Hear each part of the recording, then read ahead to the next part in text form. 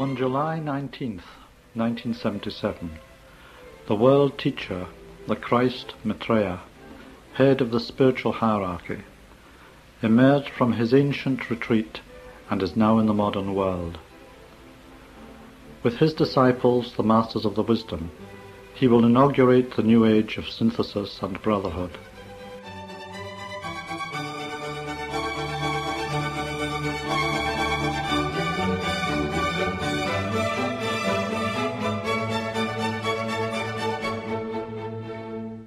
Good morning and welcome to our World Teacher programme on Wellington's Access Radio 106.1 FM, presented by Teresa and David on behalf of Share International New Zealand. The following two articles were sourced from the November and December 1996 editions of Share International magazine. They are part 1 and 2 of a transcribed talk given by Swami Nirliptananda in London. The theme is the relevance of Hindu values to a stress-oriented society, and begins. Stress is common to all of us. It is not a deep philosophical subject, yet its implications are very deep. Stress concerns everyone in modern society, being one of the factors that threatens our life at a very early age. It can bring a kind of suffering which makes it difficult to experience the purpose and meaning of life. The moment stress develops within us, certain important things take place. One of the most vital things is that the rhythm of our breathing changes, and as a result of that, a lot of problems take place within us. In the Upanishads, our rishis told stories about the great implications relating to the makeup of our physiology, what we consist of, and that our body, mind and intellect, the senses, are interconnected and interdependent, and how they function in different ways, coordinating our consciousness in such a way that if we are able to understand it and manage the different kind of conflicts happening within us, we can experience in this world great peace, great harmony, great happiness, because basically the world is a happy place, and there is an ocean of bliss, of happiness within us. Unfortunately, man suffers because he does not understand how to manage his inner conflicts. These tendencies of mismanagement and misunderstanding have to do with a lack of self-control. The power of breath. The Upanishads say that once the senses were competing with each other. Each one was claiming to be superior to the others. In this context of competition, they threatened each other. The eyes, sight, said to the other senses, "I will leave this body. Let me see how you will manage." On returning, sight asked, "Well, how did you all manage?" They answered, "Everything went on well except that the whole world was plunged in darkness. We could not see a single thing." And so it happened with the senses of hearing, taste, smell and touch. Each one respectively left the body and on returning asked how the other senses had managed. When the sense of taste was away, food had no taste. The whole world was still when there was no hearing, and it was impossible to smell anything without the sense of smell.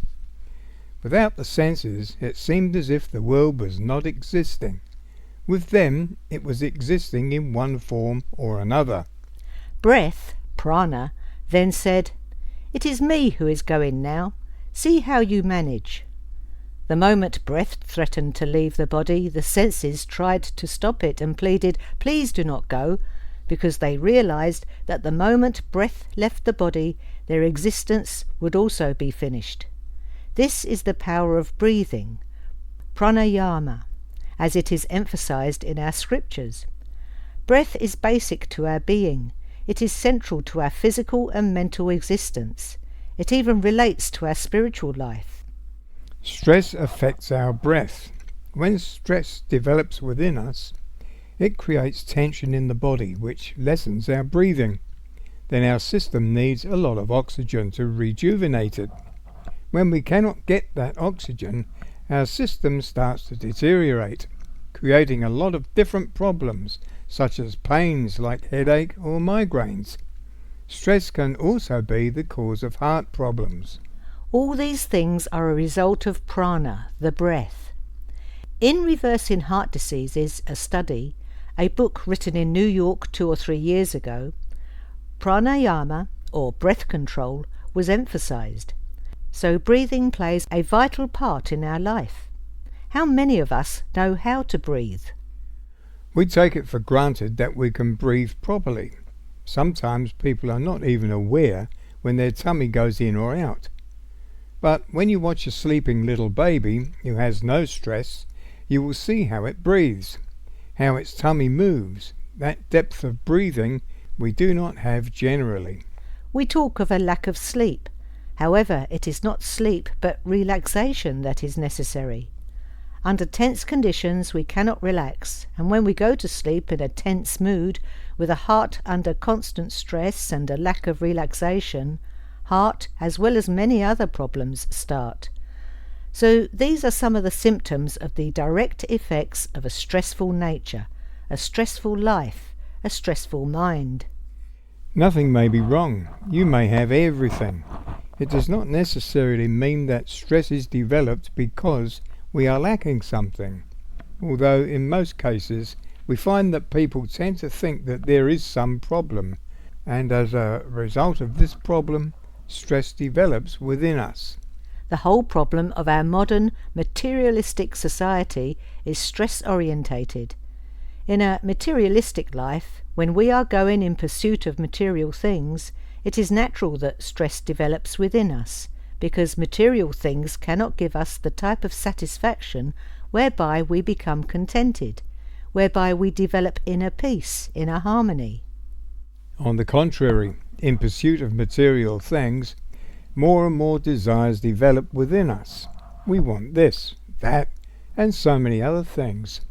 We do not think carefully, we do not think properly about what we really need. More often we do not know what is good for us, and even when we know what is good for us, we go for wrong things. In the Bhagavad Gita, Arjuna asked Lord Krishna, "O Krishna, in spite of knowing what is right and wrong, a person still does wrong things as if he is propelled to do so by an external force. Why is it? What is it?" Lord Krishna answered that passion, anger, and greed are born out of our craving for sense satisfaction. As a result of this craving within us, our mind becomes imbalanced. With an imbalanced mind, we cannot think what is good or not good for us. And even when we know what is good for us, we still go and do the wrong things. Take wrong things, those things that are not good for us, because we are forced by our nature to do these wrong things. So we do not do things to satisfy our physical nature, the nature within us, for each of us responds according to what our nature is. This then is the great in-depth study of our rishis. What is man, and why does man behave as he does? How is our nature developed? In what direction? And how does it respond? The vibrations of what we hear, see, taste, touch and smell get within us and form our nature. From this nature comes what we call our character, and according to this nature, the character within us, we respond to rajas, tamas or sattva, activity, inertia or harmonious vibration. Our nature is what we are. It is our second self. As Lord Krishna says in the Bhagavad Gita, therefore it is essential for us to understand and purify our nature. When our nature becomes pure, when passionate tendencies are no longer there, we experience peace. Then all the stress we have within us will disappear. So stress is not necessarily coming from the outside world, but develops within us because we do not understand ourselves, and therefore we are not able to control the forces of nature that enter our being and develop our attitude or character. If we take, for example, a cup of poison and we pour pure water into that cup, There will come a time when the cup will be emptied of all poison and only pure water has remained in the cup, because the poison has been overflowing. So it is with our nature, with all its negativity, which is not only of this birth. We have many births. All these things have accumulated birth after birth and form our nature, which forces us in a particular direction. We do not know how to handle these things within us, and so we are in the hands of our nature. Where our nature takes us, we go. We do not know what to do. But our rishis say, no, that is not right. We can handle our problems. Even if these stress factors develop within us, we're able to manage them. We can handle them.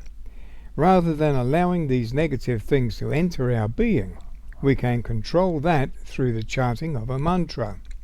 A mantra is that which protects the mind. With it, we are able to protect ourselves from these influences entering our being.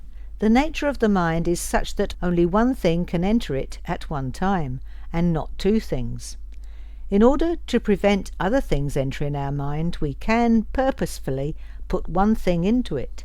When nothing else has a chance to enter the mind, it is protected from external influences and it starts to rejuvenate itself. And there will come a time when the nature itself becomes rejuvenated. When that happens, the sense of freedom develops within us, through which stressful factors, whatever is there, will disappear. When Valmiki, who was a rogue who was not living at all a spiritual life, continuously repeated the mantra he had received, his whole being transformed from an ordinary man into a rishi, just by repetition of the mantra. And Siddhartha, a frustrated man, a man under stress, was full of illusions, sat under a Bodhi tree with determination, I will know the truth.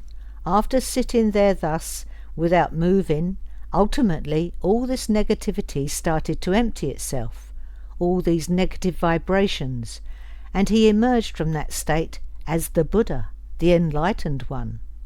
What does the enlightened one mean? It means one who is full of knowledge, wisdom.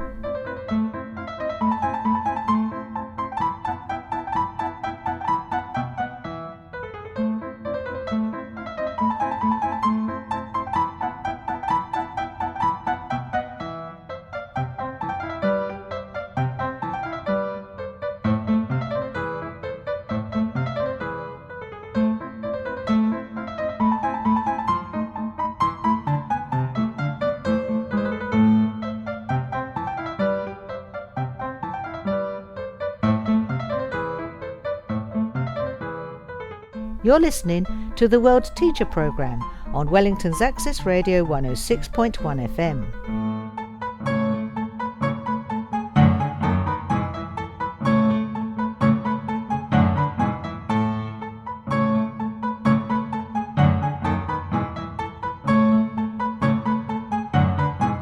Here we continue with part 2 of Swami Nirliptananda's London talk.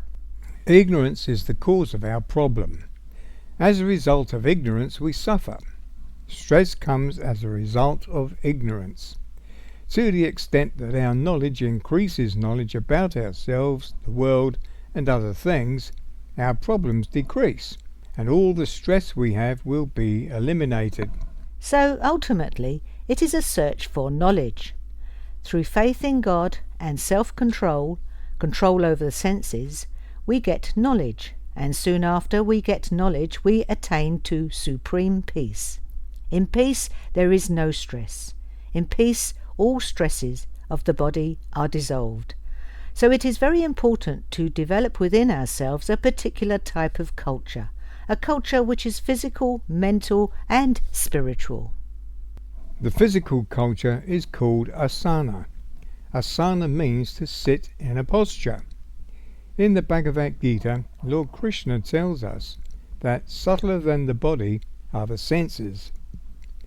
Subtler than the senses is the mind, and subtler than the mind is the intellect, meaning that it is more difficult to control the senses than the body. If we cannot control our body, how can we control our mind? It is good to sit in one posture, to be very calm, quiet, peaceful, and to be aware that we are sitting in that posture. And to the extent that we become aware, something will happen within us. If we try to concentrate on a particular thing, the mind will wander all over the place.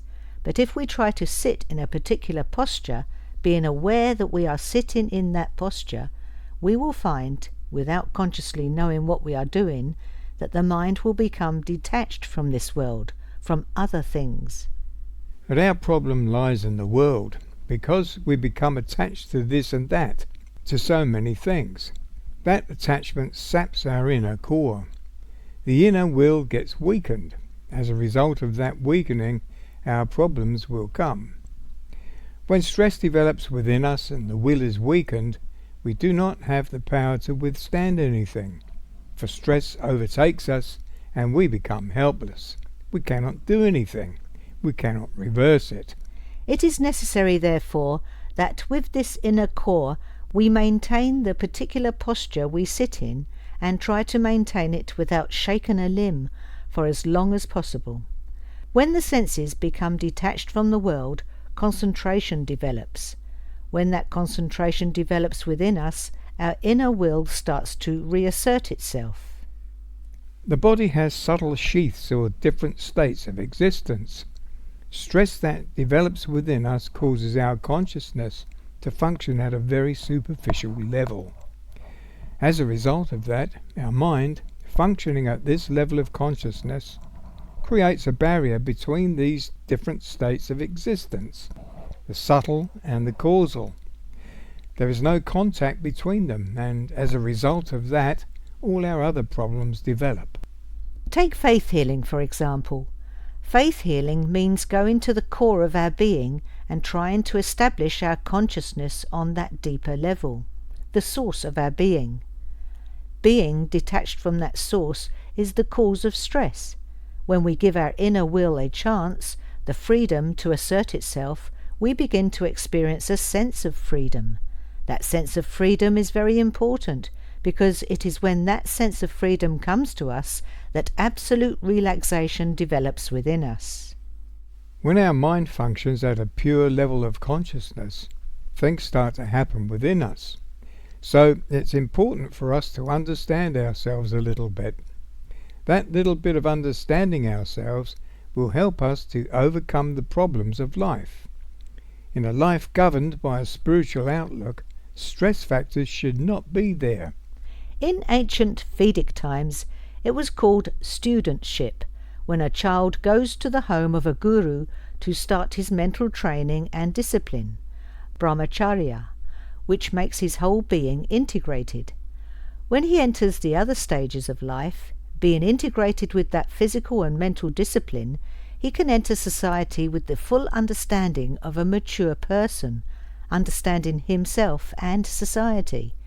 But when he grows up in society without that kind of spiritual upbringing, he becomes materialistically orientated. As a result of that material orientation, stress develops, because material life has no stability. Material life undergoes changes all the time. So we live all the time in a world of uncertainty, of insecurity. This combination brings about anxiety, and stress develops within us. We cannot get rid of stress unless we turn to God, to religion, for nothing else can give us security but God. Look, for example, at an insurance company that has another insurance company to protect it.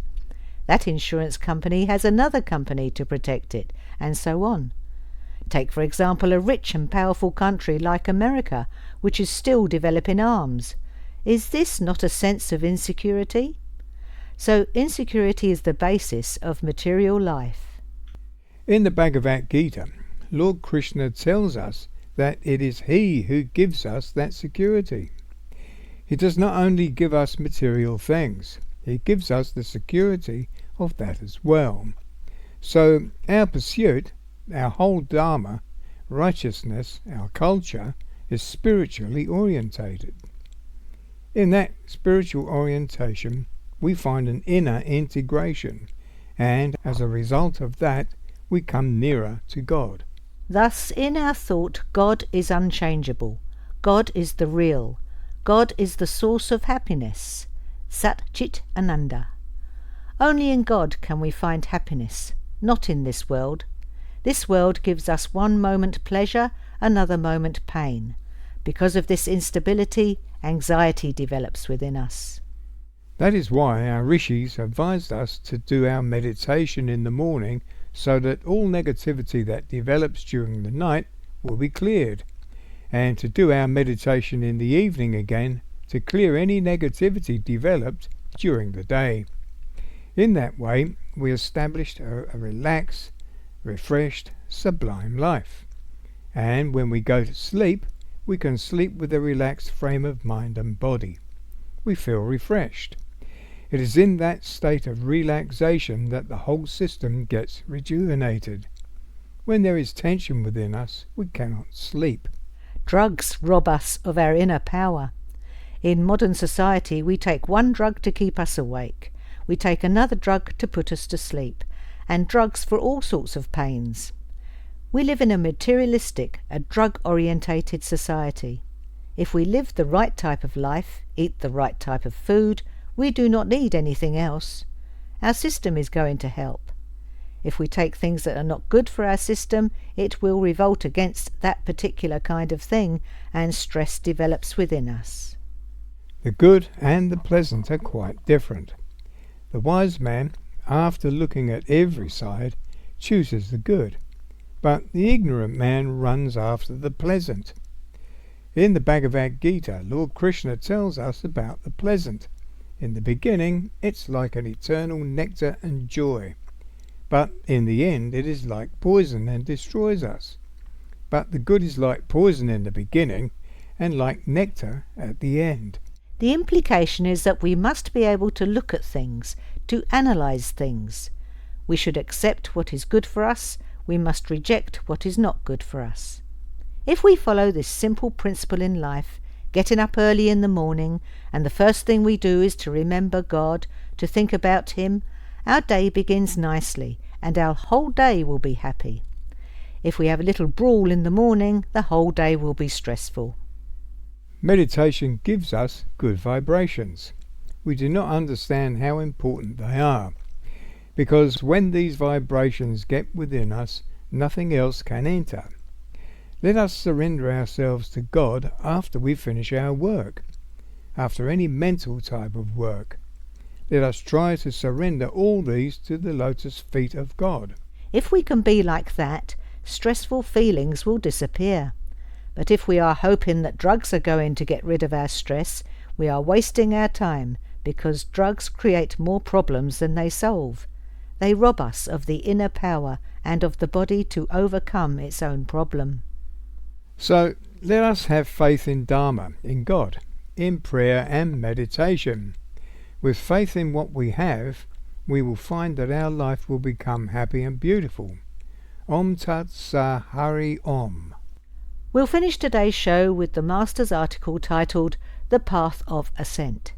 It featured in the March 2014 edition of Share International magazine and begins, Within each man and woman sits a God, potential as yet, but everlasting. As they go through the experiences of what we call life, they make a journey, which in the end turns out to have been a step towards oneness with that God, realizing the fact of its divinity, realizing that it is the soul, our higher self. Herefore too, our knowledge of the soul has come from religious texts.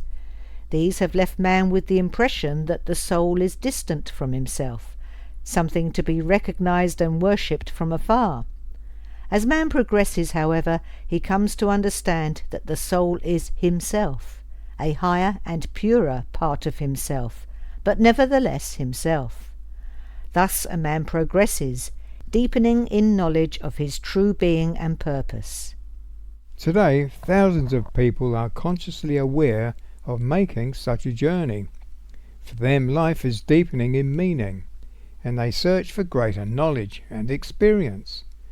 Thus, in time, they turn to meditation, and through this practice a great discovery is theirs. Step by step they know for certain that they are souls, that the soul is not some distant idea, but their very being.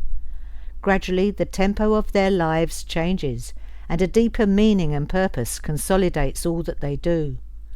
Thus do men advance on the journey to perfection, reflecting more and more the divinity and wisdom of the soul. All in their own way make such a journey, some swiftly and eagerly, others more slowly and less sure of the path. But all eventually pass through the various gates which mark their progress on the way. Today this journey is trodden by millions who know not that the path exists, but nevertheless answer the call of their soul and enter thereon. They sense the needs of the time and seek to meet these needs, and so play their part. Knowingly or not, they are responding to the call from Maitreya through their souls to enter the fray, and to replenish this world with their ardour and courage. Their efforts, they will find, have not been in vain. And that's our programme for today. If you have any questions or would like to know more about the world teacher Maitreya and the Masters of Wisdom, please call us on 06 3646 101. That's 06 3646 101. Or visit the website share-international.org, where you'll find more information on the various aspects of the emergence. To inquire about Share International magazine subscriptions, books by Benjamin Creme, or our monthly free-of-charge newsletter, which contains extracts from previous Share International magazines, the number is 04234 1133. That number again is 04234 1133. Or write to P.O. Box 9576 Wellington. Thank you for listening to us on Wellington's Access Radio 106.1 FM. And please tune in to our next World Teacher programme on Saturday the 10th of May at the usual time of 10 a.m. You can listen again to this programme and previous ones by visiting share-international-nz.info and click on the radio, then Wellington tab.